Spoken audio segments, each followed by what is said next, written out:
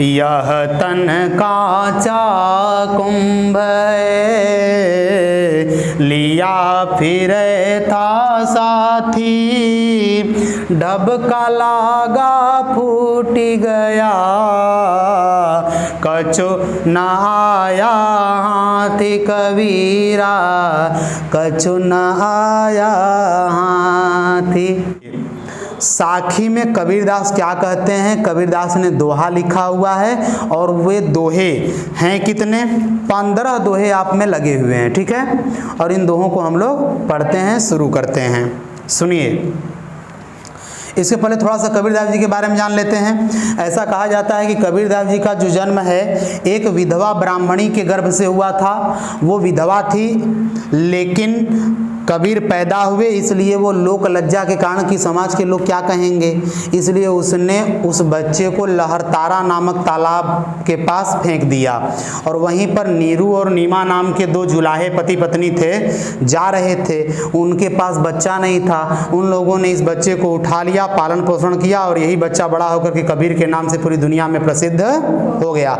कबीर की शादी हुई, कबीर की पत्नी का नाम लोई था और इनके 2 बेटा बेटी, एक लड़का और एक लड़की हुए, जिसका नाम कमाल और कमाली था। ठीक है, चलते हैं इनके दोहे पर। सतगुरु हम सूरिज करी एक कहिया प्रसंग, बरस्या बादल प्रेम का भीज गया सब अंग कबीरा, भीज गया सब अंग। देखिए क्या कह रहे हैं कि सतगुरु हमसू रीझ करी। रीझ माने होता है प्रसन्न होकर के, प्रेम दिखा करके। सतगुरु, सतगुरु हम पर बड़े प्रसन्न हुए। किस पर? कबीर पर। और कहिया एक प्रसंग, और गुरु जी ने केवल एक बात कही, एक बात बताई, और बरसा बादल प्रेम का, और प्रेम का बादल बरसा। किसके प्रेम का? गुरु जी के प्रेम का। गुरु जी के प्रेम का बादल मेरे ऊपर बरसा और भीज गया सब अंग, और मेरे सब अंग क्या हो गए? भीग गए। अर्थात करें कि जब मेरे ऊपर गुरु जी प्रसन्न हुए तो उन्होंने ज्ञान का प्रकाश मुझे दिया, और उस ज्ञान के प्रकाश में मैं इतना डूबा जैसे कि बारिश में कोई व्यक्ति भीग जाता है, वैसे ही मैं भी ज्ञान के प्रकाश में पूरी तरह से डूब और मेरे सारे अंग भीग, अर्थात मुझे भी ज्ञान हो गया। ठीक है, आगे। राम नाम के पट तरे देबे कौं कछु नाहीं, क्या ले गुर संतोषिए हौस रही मन माही कबीरा, हौस रही मन माही। कह रहे हैं कि राम नाम के पट तरे, अर्थात दुनिया में राम नाम के समान और कुछ नहीं है, और गुरु जी ने मुझे यही राम नाम दिया है। और देबै कह कछु नाही, अब मेरे पास कुछ नहीं है उसके बदले में देने के लिए कि मैं गुरु जी को दे सकूं। क्या ले गुरु संतोषिए, अरे गुरु जी को अब मैं और क्या दूं कि मुझे संतुष्टि हो, मैं संतोष करूं कि चलो गुरु जी को मैंने कुछ दे दिया, लेकिन देने लायक कुछ है ही, क्योंकि राम नाम के समान तो कोई दुनिया में ऐसी चीज नहीं है कि उसके बदले में मैं कुछ दे सकूं।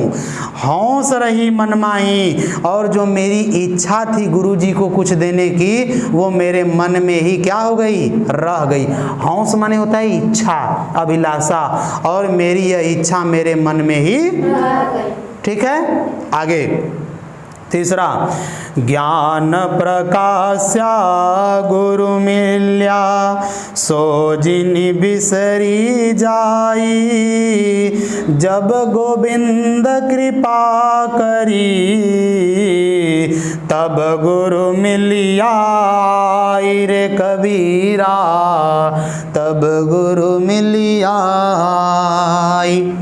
कह रहे हैं कि ज्ञान प्रकाश्या गुरु मिल्या, गुरु मिल्या, गुरु मिले और ज्ञान का प्रकाश हुआ। गुरु जी मिले तो ज्ञान का प्रकाश हुआ। सो जिनी बिसरी जाई, तो बताओ गुरु जी को मैं कैसे बिसार दूं, भुला दूं। अर्थात जब गुरु जी मिले तो मुझे ज्ञान मिला, ज्ञान का प्रकाश मिला। तो बताइए कि क्या मैं गुरु जी को भूल सकता हूं? अर्थात मैं ऐसे गुरु जी को कभी भूल नहीं, जिनके कारण मुझे क्या मिला? ज्ञान का प्रकाश मिला। और जब गोविंद कृपा करी, और जब गोविंद की कृपा हुई, भगवान की कृपा हुई, तब गुरु मिले आई। तब मुझे कौन मिले? गुरु जी मिले। अब ध्यान से सुनिए, कह रहे हैं कि भगवान की कृपा हुई तो गुरु जी मिले, और गुरु जी की कृपा हुई तो ज्ञान का नहीं, ज्ञान का प्रकाश हुआ। इस प्रकार करें, सो जिनी बिसरी जाई, इसलिए न तो मैं गुरु जी को भूल सकता हूं और न उस भगवान को, क्योंकि भगवान की कृपा हुई तो गुरु जी मिले, और गुरु जी की कृपा हुई तो ज्ञान का प्रकाश मिला। इसलिए मैं इनको कभी भूल नहीं सकता। आ गया समझ में? आगे देखिए, माया दीपक नर पतंग, भ्रमि भ्रमि वही पड़ंत, कहे कबीर गुर ज्ञान थे, एक आध उबरंत कबीरा, एक आध उबरंत। करें माया दीपक नर पतंग। नर यानी मनुष्य क्या है? पतंग। पतंग माने फतिंगा, कीड़ा मकोड़ा। मनुष्य क्या है? फतिंगा है, कीड़ा मकोड़ा है। और माया, दुनिया की जो मोह माया है वह क्या है? दीपक है। जैसे बरसात के मौसम में दीपक के आसपास बहुत से कीड़े मकोड़े मंडराने लगते हैं और उसी दीपक में जलकर मर जाते हैं, उसी प्रकार मनुष्य भी अतिंगा फतिंगा की तरह है और मोह माया रूपी दीपक के आसपास भटकता रहता है और एक दिन वहीं भटक कर तो कह रहे हैं कि माया दीपक नर पतंग भ्रमि भ्रमि इवई पड़ंत, बार बार घूम घूम करके उसी मोह माया में पड़ता रहता। और कहे कबीर, कबीर कह रहे हैं कि सुनो मैं कहता हूँ, गुर ज्ञान थे, गुरु के ज्ञान से एक आध उबरंत। अरे दुनिया में एक ही आधे ऐसे लोग, आधा एक लोग होते हैं जो गुरु के ज्ञान से उबर जाते हैं, अर्थात गुरु के ज्ञान को पा करके इस दुनिया के मोह माया को छोड़ देते। अर्थात कुछ ही लोग, एक ही आधे लोग होंगे जो गुरु के ज्ञान को मानते हैं और उनके ज्ञान से इस दुनिया के दुख रूपी सागर से मोह माया से छूट जाते हैं। आ गया समझ में? तो इसका अर्थ ऐसे हुआ कि यह जो मनुष्य है यह पतंगा है, फतिंगा है और मोह माया दीपक है। इसी मोह माया में पड़ कर के बार बार यहीं घूमता रहता है और जब गुरु जी की कृपा हो जाती है और उनके ज्ञान से कुछ ही एकाध लोग ही क्या होते हैं? उबरते हैं, इस दुनिया के दुखों से छूट जाते हैं। आ गया समझ में? आगे, जब मैं था तब गुरु नहीं, अब गुरु हैं हम नाही, प्रेम गली अति साकरी, तामे दो न समाही कबीरा, तामे दो न समाही। कह रहे हैं कि जब मैं था तब गुरु नहीं। जब मैं था अर्थात मेरे अंदर घमंड था, मैं माने घमंड। जब मेरे अंदर घमंड था तो मैं गुरु जी को कुछ नहीं समझता था, नहीं मानता था। और अब गुरु हैं हम नाही, लेकिन अब जब थोड़ा थोड़ा मुझे ज्ञान हुआ तो मुझे लगा कि अरे यार गुरु जी ही सब कुछ हैं, मैं तो कुछ नहीं हूँ। और प्रेम गली अति सांकरी, प्रेम की जो गली है वह एकदम सकरी है, बड़ी पतली है। तामे उसमें दो न समाही, दो लोग समा। यदि आप गुरु के पास ज्ञान लेने गए हैं तो या तो आप ये मानिए कि गुरु जी ही हैं, और ये भाव अपने मन में छोड़ दीजिए कि मैं भी कुछ हूँ। नहीं, मन में कभी कभी लोग सोचते हैं हम हूँ कि कुछ आवला की नहीं। जब गुरु के पास गए तो क्या समझ के जाइए कि मैं तो कुछ नहीं हूँ, मैं तो कुछ जानता। तब आप ये समझ पाएंगे कि हाँ, गुरु जी ने जो बताया है वो क्या है। अर्थात ये जो रास्ता है ये इतना पतला है कि आप अपने को भी सोच के जाएंगे और गुरु को भी सोच के जाएंगे तो इस गली में दो लोग रह नहीं सकते, एक ही लोग रहेंगे। तो आप ये मान के जाइए कि सब कुछ गुरु जी ही हैं, मैं तो कुछ तामे दो न समाई। इस रास्ते में, इस गली में दो लोग समा नहीं सकते। समझ आ गया नहीं आ गया? अर्थात सीखने गए हैं गुरु के पास तो अपने घमंड को छोड़ करके, अगर घमंड में रहेंगे तो फिर समझ लीजिए रास्ता इतना पतला है कि गुरु जी भी और आपका घमंड ही दोनों एक साथ नहीं रहेंगे। आपको अपना घमंड छोड़ करके केवल गुरु जी को मान करके जाना पड़ेगा। ठीक है, आगे देखिए। भक्ति भजन हरि नाम है, दो जा दुख पार। मनसा वाचा कर्मणा, कबीर सुमिरन सार। कबीरा कबीर सुमिरन सार। कह रहे हैं कि भक्ति भजन हरि नाम है, अर्थात हरि की भक्ति ही यह नाव है। दूजा दुख अपार, बाकी सारी दुनिया तो दुख अपार है, दुख रूपी समुंदर है, सागर है, और इस समुंदर को पार करना है तो आपको नाव लेनी पड़ेगी। तो कौन सी नाव? लकड़ी की नहीं, भगवान के भक्ति रूपी नाव लेनी पड़ेगी। तब आप इस दुनिया रूपी दुख रूपी सागर को क्या कर जाएंगे? पार कर जाएंगे। और मनसा वाचा कर्मणा, मन से, कर्म से और वचन से, तीनों से कबीर सुमिरन सार। ऐ कबीर, सुमिरन अर्थात भक्ति तीनों प्रकार से करनी चाहिए। किससे? मन से, वचन से और ये नहीं कि मन से भक्ति कर रहे हैं और कर्म से कुछ और कर रहे हैं और कह कुछ है कि नहीं? कह कुछ और रहे हैं, सोच कुछ और रहे हैं और कर कुछ करें नहीं। इन सभी तीनों से एक ही प्रकार की भक्ति होनी चाहिए। अर्थात जो आप मन में सोच रहे हैं वही आपके कर्म में भी होना चाहिए और वही आपकी वाणी में, आवाज में भी होना चाहिए। इस प्रकार ये कबीर कहते हैं कि सारी दुनिया जो है वह दुख रूपी सागर है और भगवान की भक्ति वाली नाव ही लेकर के आप इसको पार कर सकते हैं। इस प्रकार आपको मन से, वचन से और कर्म से, तीनों से आपको भगवान की भक्ति करनी चाहिए।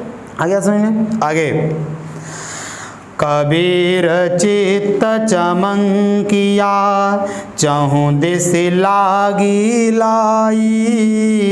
हरि सुमिरन हाथों घड़ा, बेगे लेहु बुझाई। कबीरा बेगे लेहु बुझाई।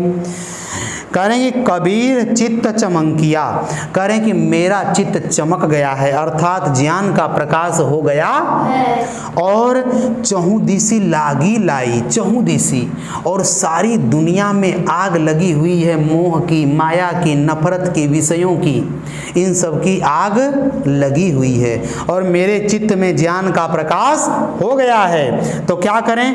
हरि सुमिरन हाथों घड़ा। चारों तरफ दुनिया में कौन सी आग लगी है? ईर्ष्या, द्वेष, नफरत, जलन, मोह, ममता, माया की आग लगी हुई है। तो इस आग को कैसे बुझाएं? तो हरि सुमिरन हाथू घड़ा। अरे आपके हाथ में भगवान की भक्ति रूपी घड़ा है, घड़े में पानी है और वो पानी किस चीज़ का है? भगवान के भक्ति रूपी भक्ति का पानी है। बेगे लेहु बुझाई, अरे लो बेग करके फेंक करके अपनी इस दुनिया की इस मोह ममता नफरत ईर्ष्या द्वेष जलन वाली आग को क्या कर लो, बुझा लो। ऐसा कबीर कह रहे। समझ में आया ना?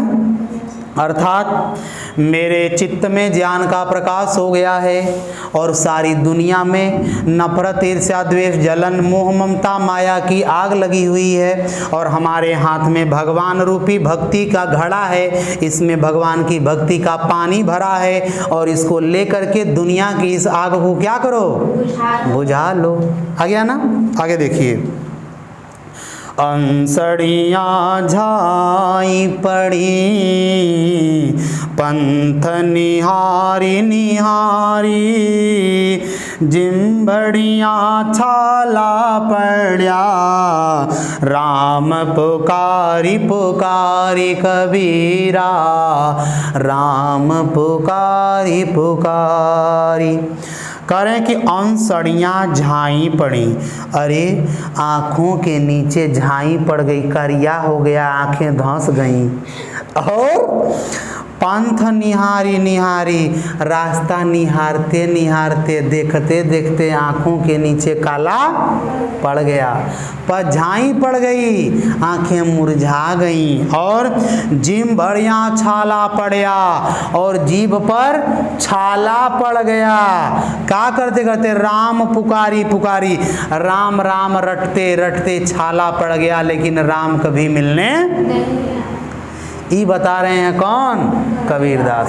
अर्थात राम नाम रटने से कुछ होने वाला, छाला पड़ जाएगा जीभी पर रटते रटते, लेकिन राम आपसे मिलने, राम जैसा आपको काम करना पड़ेगा तब राम आपको मिले, अन्यथा आगे समझ नहीं आ गया। आगे, झूठे सुख को सुख कहे मानत है मन मोद, जगत चबैना काल का कछु मुख में कछु गोंद कबीरा, कछु मुख में कछु गोंद।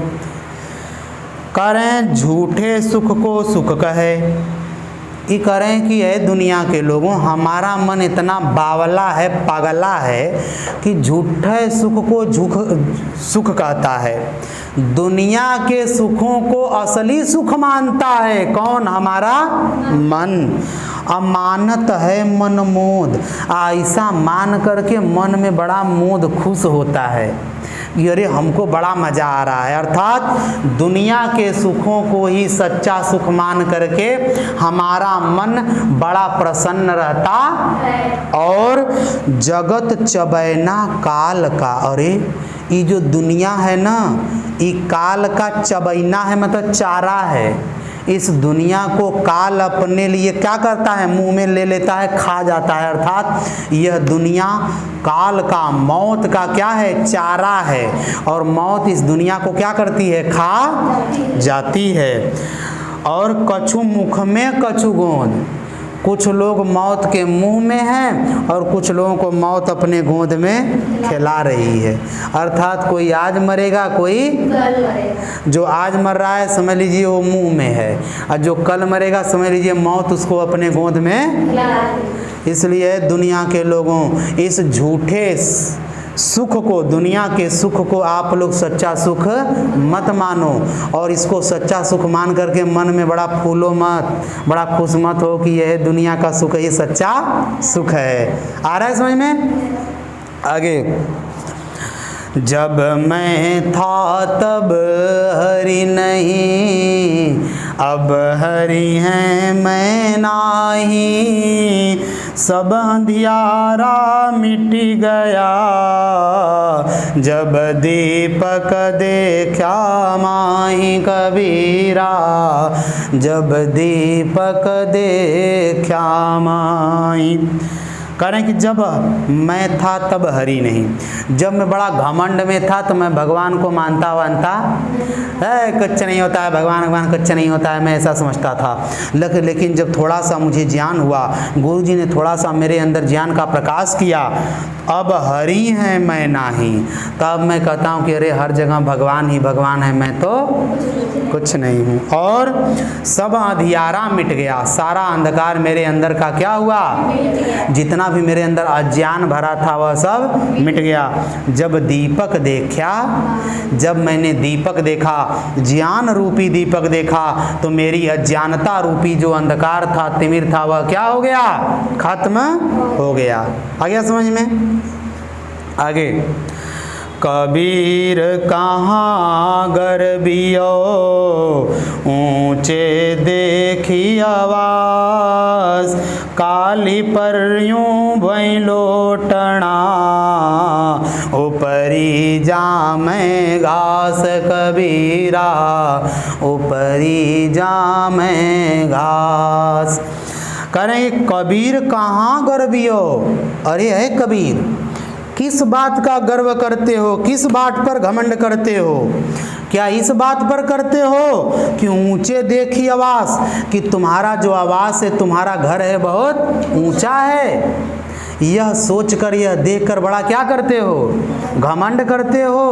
तो सुनो, काल ही पर यूं भुएं लोटना, अरे कल ना भुएं लोटना, कल परसों भुइयाँ लुट जाएगा, तुम्हारा ये जो ऊंचा महल है क्या हो जाएगा, गिर जाएगा, ढह जाएगा। और ऊपरी जामे घास, और उसके ऊपर क्या जम जाएगी? जिस महल पर तुम घमंड कर रहे थे कि अरे मेरा महल सबसे ऊंचा है, तुम्हारा वह महल काल परसों गिर जाएगा, ढह जाएगा, और तुम्हारे उसी महल के ऊपर घास, और फिर वह घास कहेगी कि देख मैं तेरे महल से भी। तो भैया आज आप ऊंचे हैं, कल कोई ऊंचा होगा, परसों कोई ऊंचा होगा। तो आप इस बात पर कभी घमंड नहीं करें, या किसी को भी इस बात पर घमंड नहीं करना चाहिए कि मैं बहुत ऊंचा। आ गया समझ में ना? आगे, यहु ऐसा संसार है जैसा सैंबल फूल, दिन दस के व्यवहार को झूठे रंगन भूल कबीरा, झूठे रंगन भूल। कबीर कहते हैं कि दुनिया के लोगों, यह ऐसा संसार है, यह संसार ऐसा है जैसे सैंबल का फूल, जैसे सेमर का फूल खिलता है, 1 दिन 2 दिन 8 दिन 10 दिन बड़ा अच्छा लगता है, और फिर उसके बाद धीरे धीरे मुरझा जाता है। वैसे ही यह संसार भी है। संसार के सुख हैं, पहले पहले आपको बड़े अच्छे लगेंगे, और बाद में यही फूल, यही सुख धीरे धीरे क्या हो जाएंगे, मुरझा जाएंगे, खत्म। दिन 10 के व्यवहार को, दुनिया भी ऐसी ही है। लोग आपके साथ 10 दिन तक, 8 दिन तक, कुछ दिनों तक ही बड़े मज़े में, बड़ी खुशी से रहेंगे, अब बाद में फिर आपके साथ मुरझा जाएंगे, ऐसा व्यवहार करेंगे कि आप कहेंगे कि अरे ये ऐसा है। तो झूठे रंग न भूल, दुनिया के इस झूठे रंग में कभी भूलना नहीं, कभी फंसना नहीं। दुनिया बड़ी रंगीन है, और रंग इसका हमेशा बदलता, इसलिए दुनिया के इस झूठे रंग में कभी फंसना नहीं चाहिए। आगे समझ में? आगे देखिए, इहि अवसरी चेत्या नहीं, पशु जो प्याली दे, राम नाम जान्या नहीं, अंत पड़ी मुख से कबीरा, अंत पड़ी मुख से। करें इहि अवसर चेत्या नहीं, यही माने जब, अवसर माने अवसर था, समय था, तो चेत्या नहीं, जागा नहीं। जब समय था तो जागे नहीं। पशु जीव पाली देह, पशु की तरह बस खाए खाए के अपने शरीर को खूब पाल रहे थे, मोटा रहे थे। जब समय था तो जागे नहीं, चेते नहीं, समझे नहीं, और दिन भर क्या करते रहे, खाए खाए कर अपने शरीर को पशुओं की तरह बढ़ाते रहे, पालते रहे, पोसते रहे। और राम नाम जान्या नहीं, और राम नाम को तुमने कभी जाना भी नहीं। अंत पड़ी मुख से तो जान लो, अंत में तुम्हारे मुंह में राख ही पड़ने वाली है, अर्थात तुमको कुछ मिलने वाला नहीं है। आ गया समझ में ना? जब समय रहे भैया तभी भक्ति करनी चाहिए। आजकल दुनिया में लोग कहते हैं कि अरे जितना मजा लेना है ले लो, जवानी है, उसके बाद जब बूढ़े हो जाएंगे तब बुढ़ापा में बैठ के भक्ति करना है। अरे भैया भक्ति करना का आसान काम है, भक्ति करना बड़ा कठिन है। और भक्ति करने के लिए आपका बूढ़ा होना जरूरी है? नहीं, कठिन काम करने के लिए बूढ़ा होना जरूरी है कि जवान रहेंगे तभी? तो लोग ऐसा कहते हैं। आगे देखिए, दो दोहे और हैं। यह तन कांचा कुंभ लिया फिरे था साथी, ढबका लागा फूट गया, कछु न आया हाथी कबीरा, कछु न आया हाथी। कह रहे हैं कि यह तन कांचा कुंभ है। अरे दुनिया के लोगों, यह जो तन है, शरीर है, यह कच्चा घड़ा है। लिया फिरे था साथी, हम लोग अपने साथ में लेकर इधर उधर फिर रहे हैं, जा रहे हैं, आ रहे हैं, जा रहे हैं। ढबका लागा फूट गया, जैसे कच्चे घड़े को तन्नी से धक्का लगता है तो फूट जाता है, उसी प्रकार हमारा शरीर है, तन्नी से धक्का लगा और फूट गया। और कछु ना आया हाथी, और तुम्हारे हाथ में कुछ मिलने वाला नहीं। जैसे कच्चे घड़े में यदि आप पानी भर के लेके जाएं और तन्नी से ढबका लग जाए, धक्का लग जाए तो फूट जाएगा और कुछ बचेगा नहीं। उसी प्रकार आपका यह शरीर है, यह शरीर कच्चे घड़े के समान है, और हम लोग साथ में लेके फिर रहे हैं। तन्नी से धक्का लगा फूट जाएगा और हमारे हाथ में कुछ आएगा नहीं। इसलिए अपने इस शरीर को बड़े संभाल करके रखना चाहिए, और इसको पहले पकाना चाहिए। कच्चा ही लेकर घूमेंगे तो इस दुनिया में बहुत धक्का लगने वाला है। समझ आया कि नहीं आया? अंतिम दोहा। कबीर कहाँ गर्बियो देही देखी सुरंग, बिछड़ियाँ मिलबो नहीं, ज्यों का चली भुवंग कबीरा, ज्यों का चली भुवंग। कबीर कहाँ गर्बियो, करे हैं कबीर, किस बात पर गर्व कर रहे हो, घमंड कर रहे हो? और देही देखी सुरंग, अपने इस देह को देख करके बड़ा तुम घमंड कर रहे हो कि मैं बड़ा सुंदर हूँ, मैं बड़ा अच्छा हूँ, मैं बड़ा गोरा हूँ, मैं बड़ा ही हूँ। तो सुनो, देही देखी सुरंग, ये जो शरीर है ना, एक ठो सुरंग है, और इस सुरंग में एक ठो आत्मा रहती है। एक बार वो आत्मा निकल गई तो इस सुरंग ऐसे ही रह जाएगा। कैसे? बिछड़ियाँ मिलबो नहीं, एक बार यदि आत्मा इसमें से बिछड़ गई, निकल गई तो कभी मिलने वाली नहीं। और आपका यह सुंदर शरीर ऐसे ही रखा रह जाएगा, लोग ले आके जलाए देंगे, दफनाए देंगे। इसलिए इस शरीर पर कभी घमंड। कैसे? ज्यों कांचली भुवंग, जैसे सांप अपने कुर्ता में से, कपड़ा में से, अपने खोली में से, केंचुली में से एक बार निकल जाता है तो दोबारा फिर उसमें घुस नहीं सकता। उसी प्रकार एक बार यदि आत्मा इस शरीर से निकली तो कभी दोबारा इसमें प्रवेश नहीं कर सकती। इसलिए बताओ इस शरीर पर क्यों घमंड करते? अर्थात है दुनिया के लोगों अपने इस शरीर पर कभी घमंड। आ गया समझ में? और आपका यह पाठ